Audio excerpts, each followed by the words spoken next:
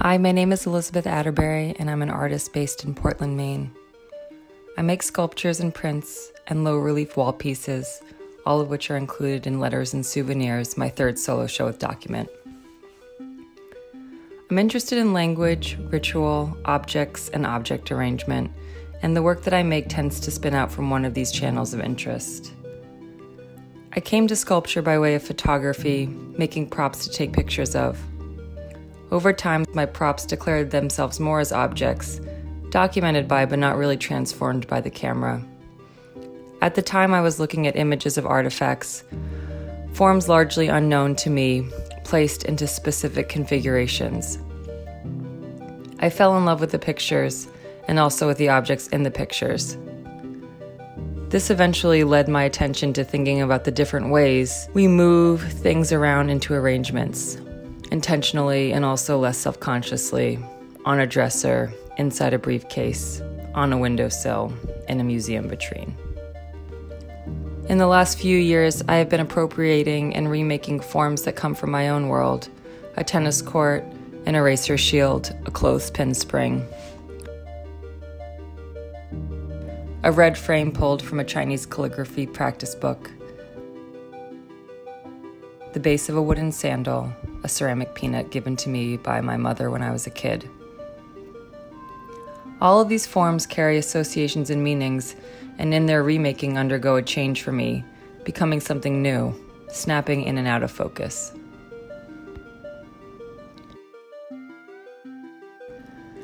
In the gallery surrounding my arrangement of small sculptures are 4 wall-hung mortar works and 5 long prints. I started making my mortar pieces 6 years ago. At the time, I was working for my husband on a mosaic for a train station out in California. That's when I discovered tile mortar as a material to use in my work. Watching it spread across vast surfaces in different directions and in tight corners, it reminded me of sand raking, so beautiful in its own right, soon to be covered up.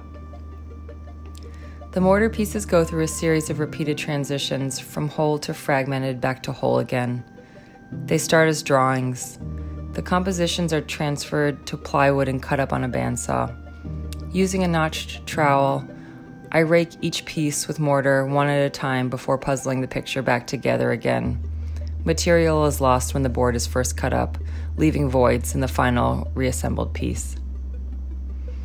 In many ways, for me, the 7-foot-long prints, or scrolls as I call them, are the anchor points of the show, which is funny considering they are nearly illegible, especially in the gallery space.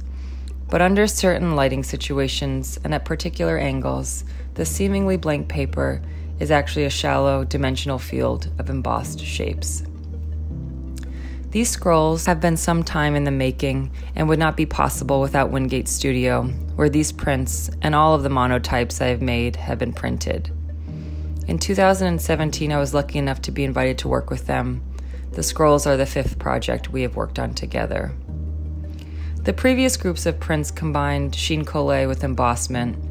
The layering of these processes results in a composite image where multiple picture planes collapse into one. Forms are concealed or intersect with others in unexpected ways. The scrolls are an archive of my life during COVID, particularly during the spring and summer months of 2020. They are the letters of Letters and Souvenirs. There is no ink or additional collage paper, only the impressions made by the shaped plates. In these prints, I also made single-use paper plates, which is how I translate and incorporate a number of my son's drawings. With the mortar pieces and the prints, some of the shapes that make up my visual lexicon are invented. Many are pulled from life, and others are some combination of both. Some forms might pass as invented, but are in fact borrowed from life too.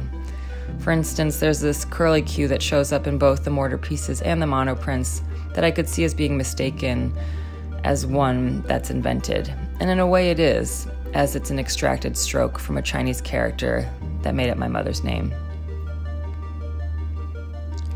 My work is very visually formal, and I think it has a politics to it as well. But I reach both of these places through autobiography. I start with the forms in my own life. This is important to me even though I often don't reveal the personal origins of my objects. The copper plates Used in the prints are probably the most explicit place where I reference my life, a catalog of over 200 shapes that largely speak to my small world, materially and emotionally. The plates are words, ideas, characters, people, and quite literally, the negative space between these shapes.